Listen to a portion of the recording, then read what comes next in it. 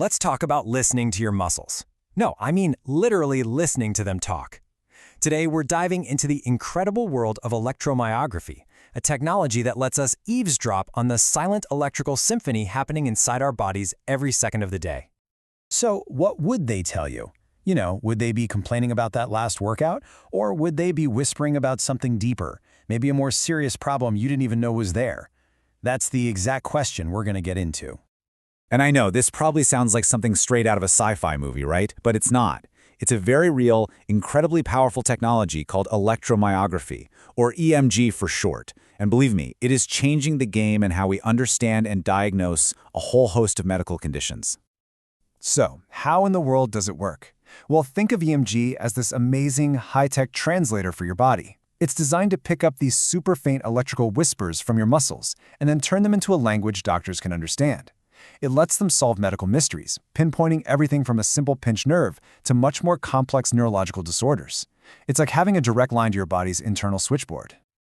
Okay, so to really get how powerful this is, we've got to back up a little. We need to look at the incredible electrical network that powers our every single move. Let's call it your body's electrical grid. And believe it or not, this whole story kind of kicks off way back in the 1700s with dead frog legs. Yeah, you heard me right. A scientist named Galvani found that a little spark of electricity made them twitch. From that one kind of creepy observation, we've come a ridiculously long way to the sophisticated EMG tech we have today.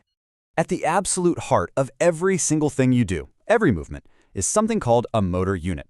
It's a pretty simple partnership, but it's so powerful. You've got one nerve cell, think of it as the foreman, and then its whole team of muscle fibers, ready to follow every single command. EMG lets us listen in on this team to see just how well they're all working together. Here's a great way to think about it. Your nervous system, it's basically the electrical wiring in your house. Your spinal cord is that main fuse box, right?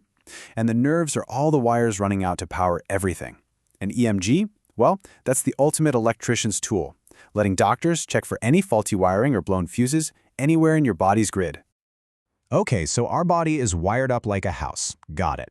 But how do you actually check for a faulty wire? That brings us to the actual tools of the trade. Let's find out how doctors actually listen in on your nerves. So, a full EMG test? It's really a two-part investigation. First, you've got the Nerve Conduction Study, or NCS. That's where doctors are testing the highways, the nerves themselves. And then there's the needle EMG exam, where they go right to the destination, the muscles, to listen in. And this is where it gets really cool. The Nerve Conduction Study, the NCS, it's kind of like a highway patrolman with a radar gun, checking how fast signals are zipping down your nerves. The needle EMG, on the other hand, is way more like a detective planting a bug, listening in on the secret conversations happening deep inside your muscles. All right, so let's be real for a second. What does this actually feel like? According to one expert, that little electrical pulse, quote, does not do any harm, but it is what I'd usually describe as unpleasant. So it's not painful, but it's definitely a little weird. A small price to pay for the incredible insights doctors get from it, right? Now I know, the moment I say needle, some of you are probably thinking, nope, I'm out. But hang on. This isn't the kind of needle you're thinking of. It's not for an injection. It's way more like a super sensitive antenna, designed specifically to pick up the faintest signals from your muscles. It's the only way to get a really clear reading without all the background chatter from bigger muscles nearby. All right, the antenna's in, we're tuned in, we're ready to listen. But what are we even listening for? This is where we learn to speak the language of muscles and what their different voices can tell us about our health.